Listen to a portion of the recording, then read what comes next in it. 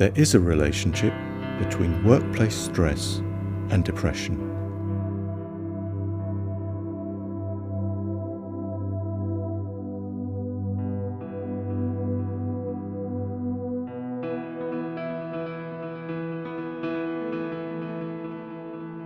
In this programme, we tackle a very common problem that comes the way of all companies and general practitioners.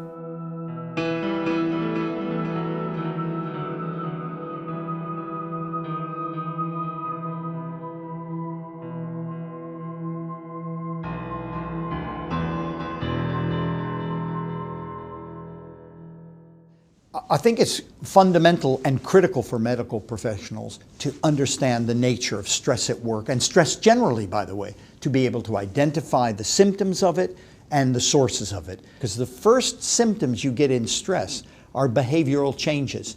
They are not necessarily clinical measures. There is a relationship between work stress and depression.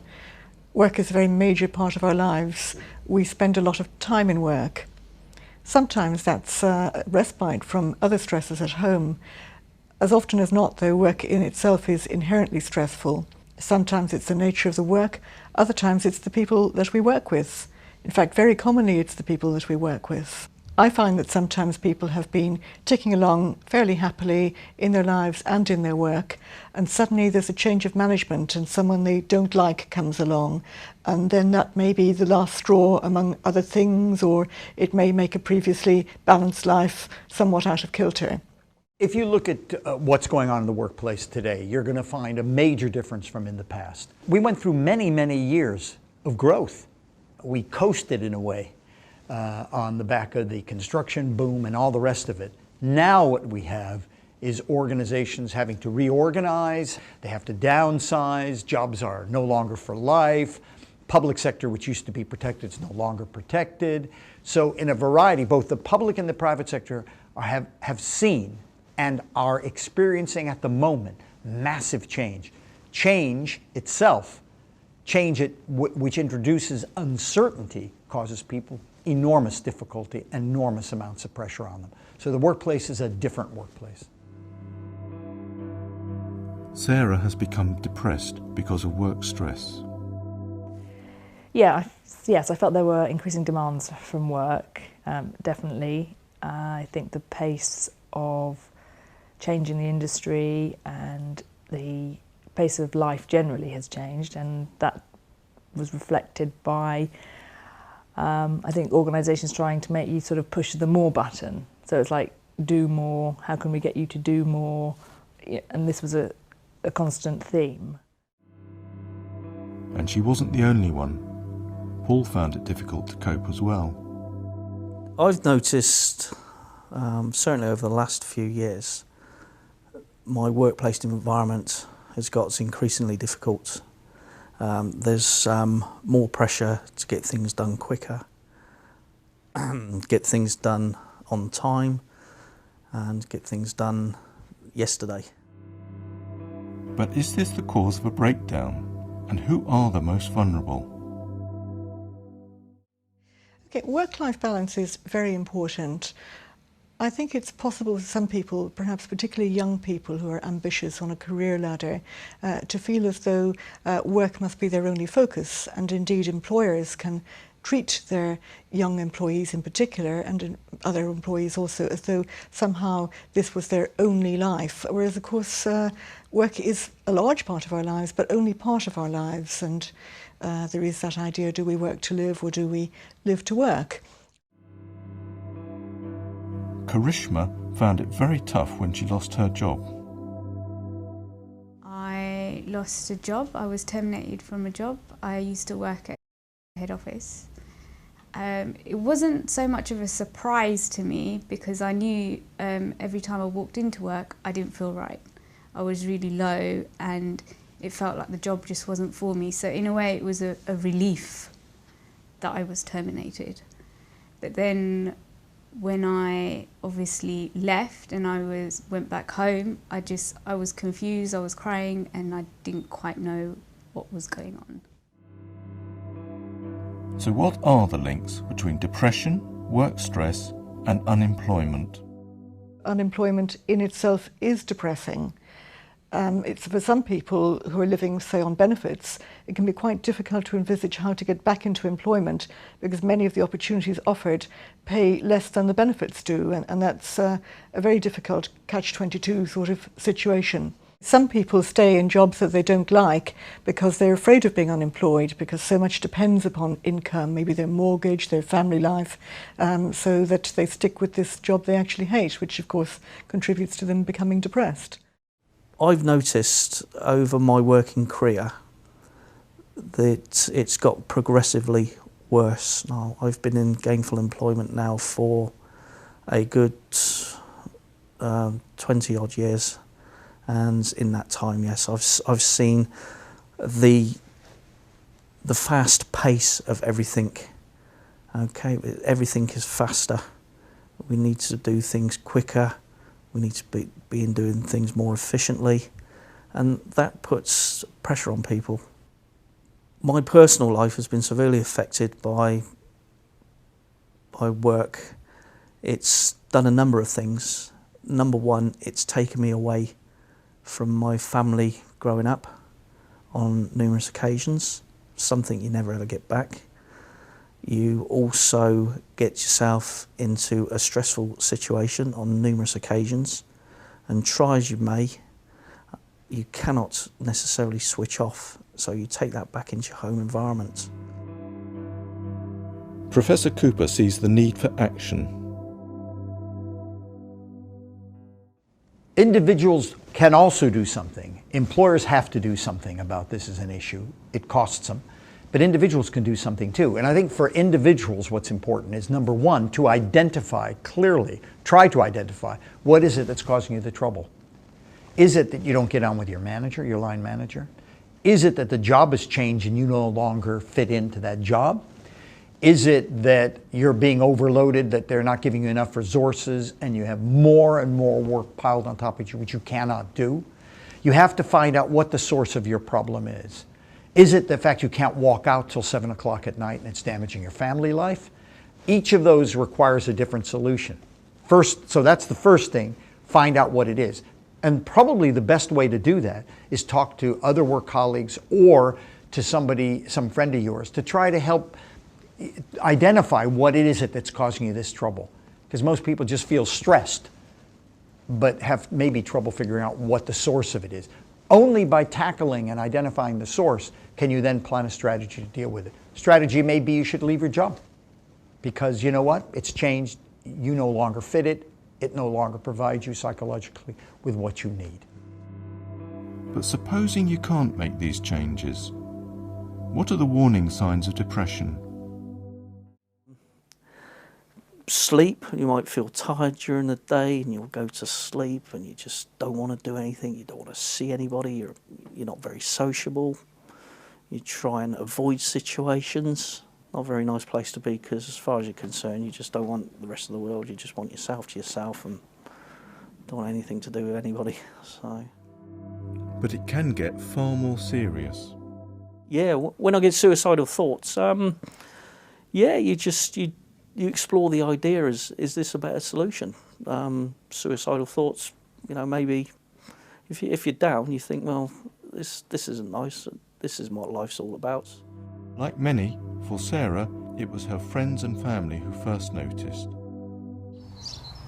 And the effect on sort of my close relationships, my husband and my best friend,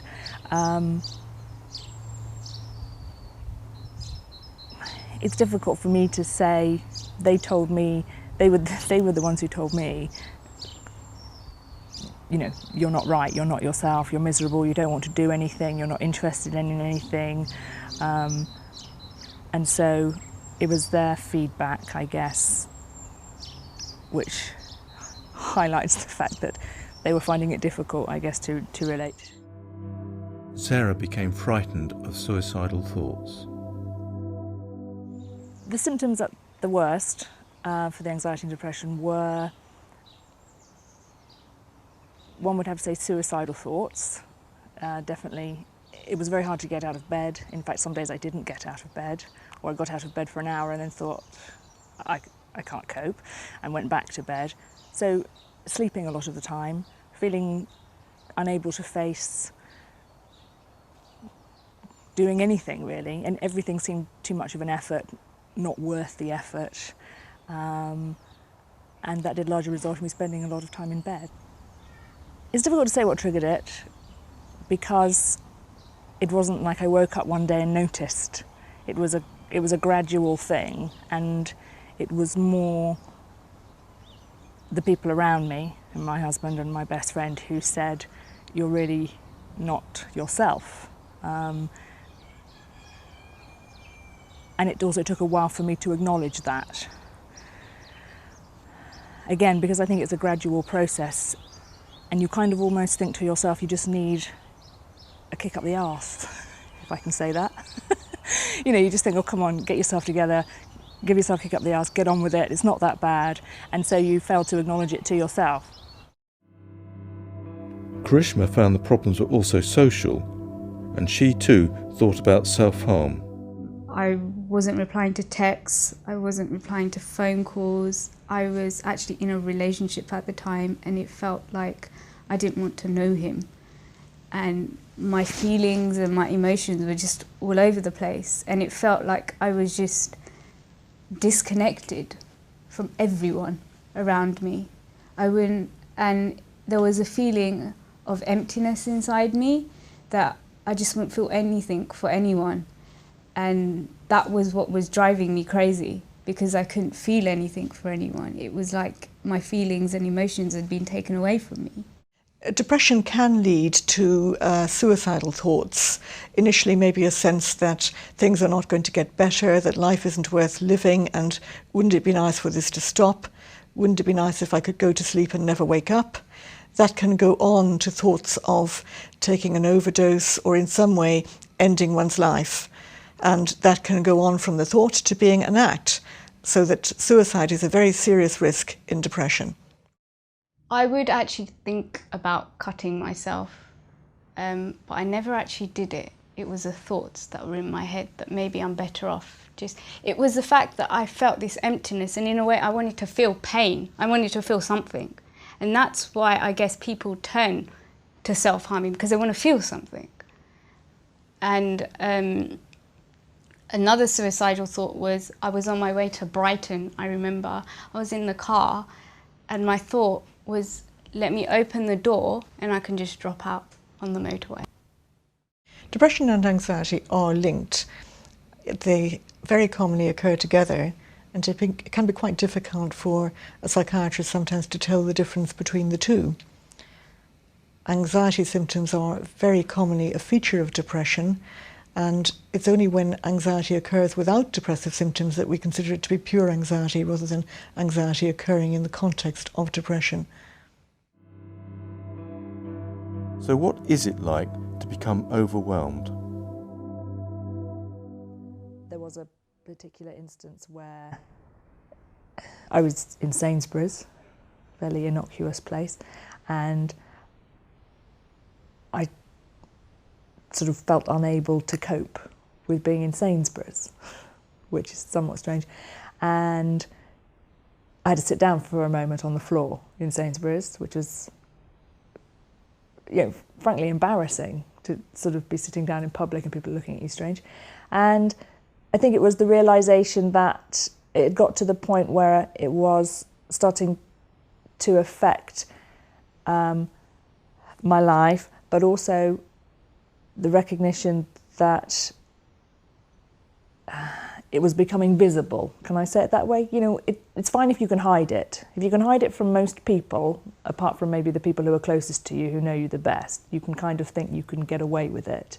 But when it becomes more publicly visible, it's almost like it then becomes real. Karishma also found the outside world overwhelming. And then I started to get even worse, to the point where I didn't feel like going out, and for some reason I was avoiding going out with people. I didn't want to be around people, and it felt that like if I was around people, I wanted the event to just be over as soon as it can, so I could just go home, and I just wasn't in the mood. It felt like I was in another world, really. I wasn't quite there because I hadn't experienced things like anxiety and panic attacks or anything like that. So it was very scary for me because I didn't know what was happening, and it felt like I was losing control over my body. We react in our own way to these situations. Paul became angry and irritable. I get to a point where I have to rant. I get myself worked up about an issue, and a rant is my release for the situation. I seem to store up the situation, and I'll try and work things through in my mind, and in the end I get myself confused and it comes out in a rant, and it can be, for the normal person, other people, they're not expecting it. It's quite difficult for them. So, and obviously that has a big knock-on effect for myself, because people see me as a person who's aggressive, disruptive, difficult, moody, etc., etc. But it's very difficult for me to control, and that unable to control is really frustrating. So there's a cycle of difficulty that tends to go on in my life, and people that don't experience what I tend to experience just don't understand you. That is a real difficulty for me. So, which treatments are available for the individual? Yes, we are seeing more people being prescribed antidepressants by their GP. This may be because more people are presenting to the GP with depression in the current economic climate. It may also be because GPs are more accurately diagnosing the condition and treating it. Employers can do a lot about trying to manage stress in the workplace and mental health in the workplace. I mean, one thing they can do is provide kind of counseling services, but that's only part of the game, because that's actually picking up the pieces after they've all fallen apart in this great mental health puzzle. In other words, the workplace has damaged them. Okay, so now they can go for counseling and try to figure out what it is and how they can deal with it. A second thing is to train people to be a bit more resilient, and that is, a lot of companies do that right now. How to manage stress, how to manage your overload, prioritize your work. But most important of all, I think, it's what I call a primary strategy, is organizations should be doing regular stress audits or well-being audits every year or every other year to identify if they've got a problem, where it is in the organization, what it is, and then do something about it. Because we know what the factors are that cause people to get ill.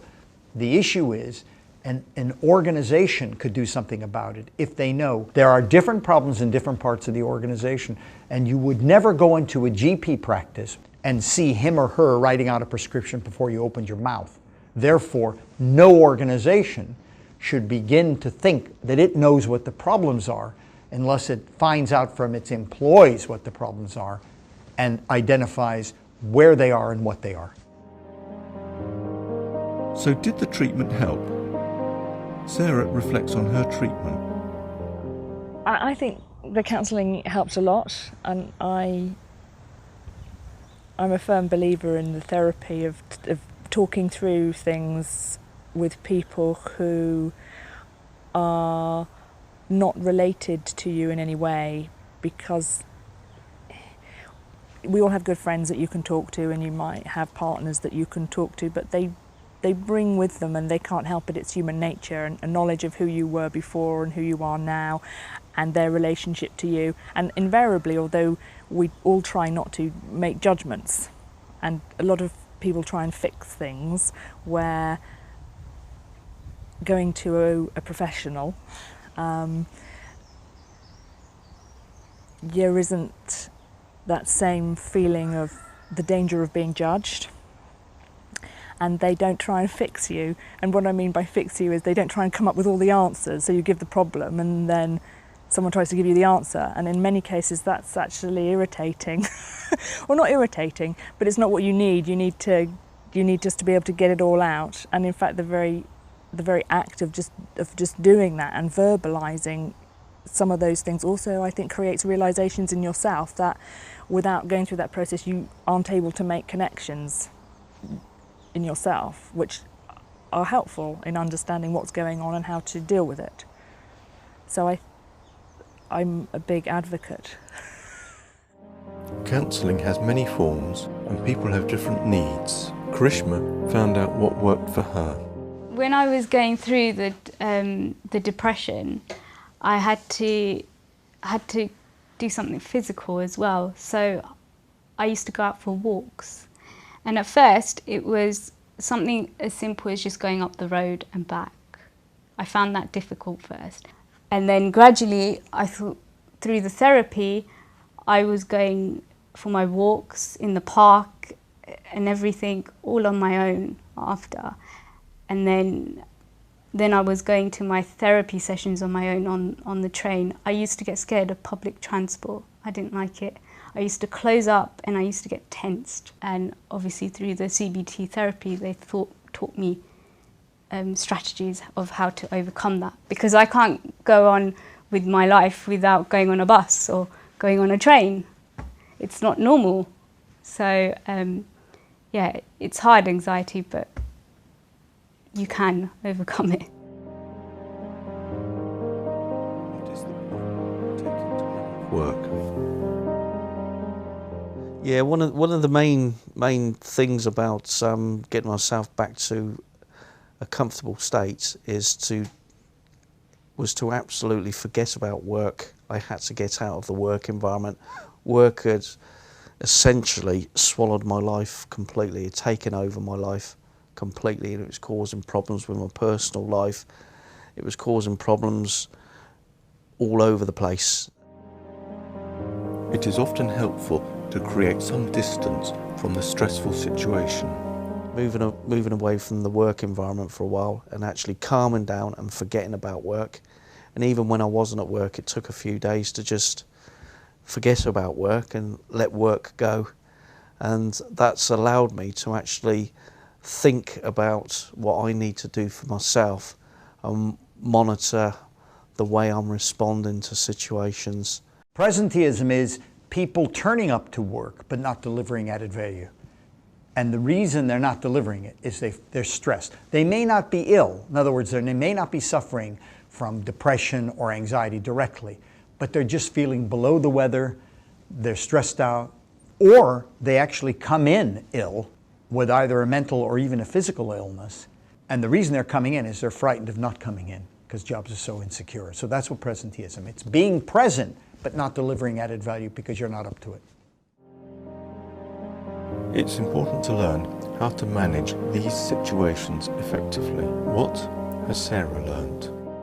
Going back to work for a company after having worked for myself for about 5 years was something that I was nervous about. And those nerves were very much related to the ability to keep boundaries, in my life in terms of, yes, go to work, yes, work hard, yes, be successful, but also being able to leave the office and leave work behind and go and do all the things that the rest of life is about.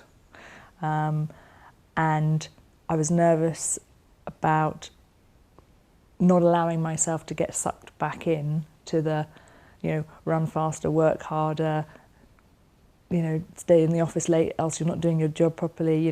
There is a culture, I think, in this country which says, if you go on time, then you're not dedicated. It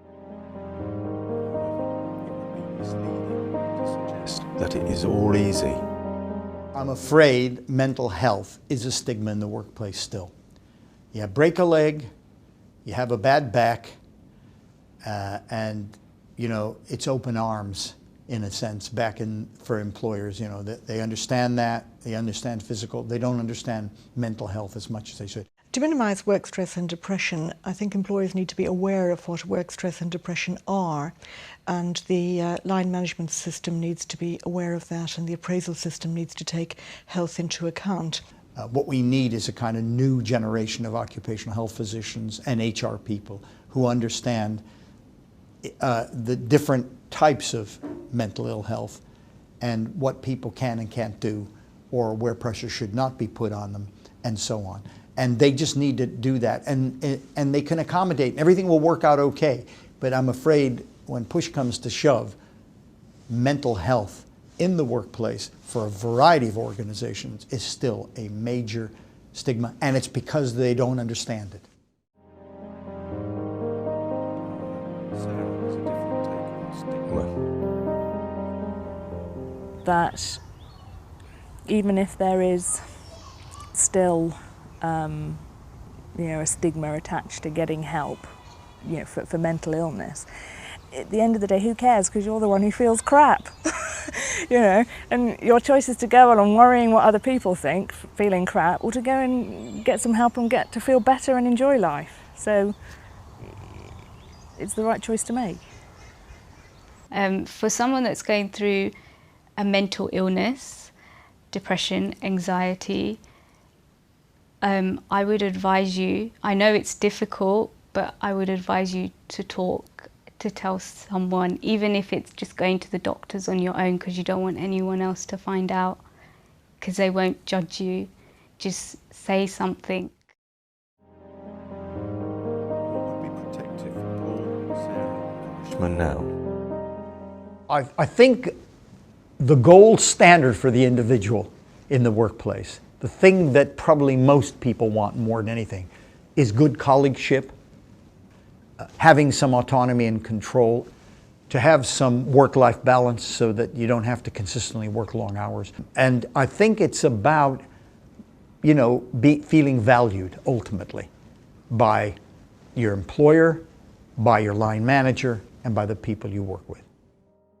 I'm not afraid or frightened what people are going to think of me anymore, because I've recovered from it. Well, recovering, and I've got a tattoo that represents it as well. It says Survivor 2012.